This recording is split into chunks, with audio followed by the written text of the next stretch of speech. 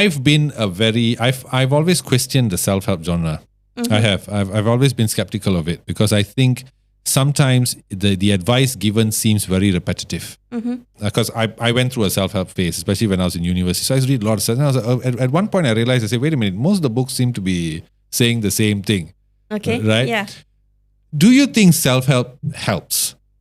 Or do you think it's more of the case of sometimes you just got to take life by the collar and deal with the issues as opposed to going to self-help? I think that's something that I can't answer because different people are at different situations. And I just want to share something, my humble learning. So I was all gung-ho and going on this rampage about, people should say thank you. You should appreciate life. I was taking it very seriously until COVID hit. And I don't know how many people who was very close to giving me tight slaps because I was telling them, you got to be grateful with what you have.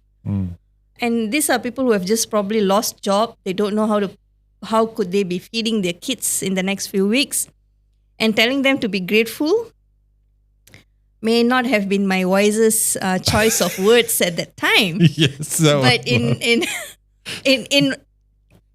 all you must honesty, have lost a lot of friends, I think. I don't know. Hey, Bavani, I'm having a tough time. Listen, you got to be grateful. Yeah. I have no money to put food on the table. Be grateful for the table. I've actually said, it's COVID. There are people struggling to breathe and they are on breathing machines right now. I made these fatal mistakes. It was. But then I also realized, because I have also been a coach, and somehow accidentally I realized rather than telling people, I started asking people questions. And this was just an accidental thing that I discovered. And it was saying something like, hey Vinod, tell me one thing that, when you look at it, it makes you happy. And then people, most often they will say it's my son or my baby girl. I say, tell me more about your baby girl. And the whole physiology, their body gets excited. The tone of voice changes. And I'm like, hey, okay, they just moved past, feeling depressed and not knowing. And then I built upon it. So what else makes you happy? What do you enjoy doing? And then knowing that they are moving past slowly, not entirely, moving past slowly that phase of helplessness. I don't know where to find money to put food on the table. I can't go to work. It's locked down everywhere.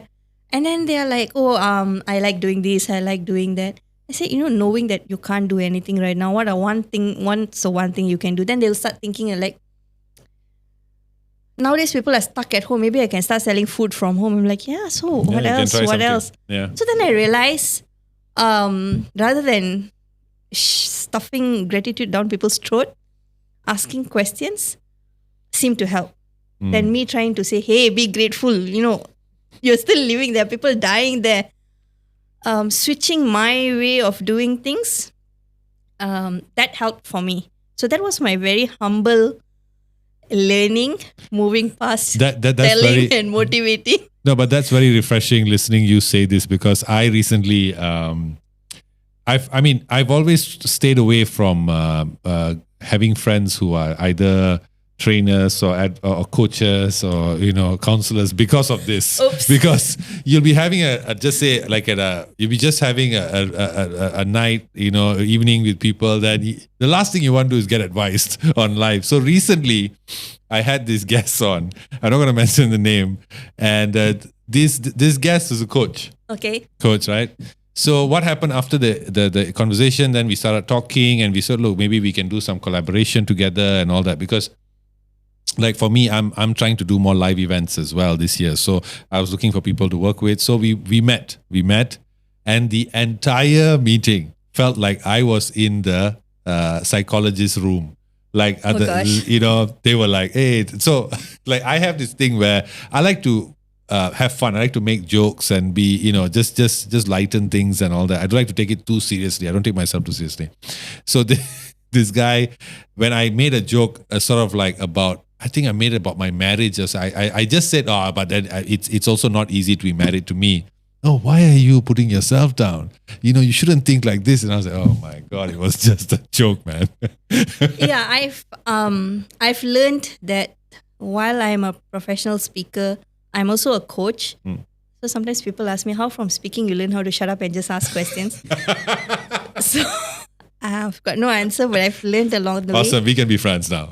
Yeah, but I think the key to this is knowing when you are needed as a speaker, as a motivational speaker, or even to motivate someone, and when is it that people just need you to listen to them, and then you just listen and just ask, how can I best help you?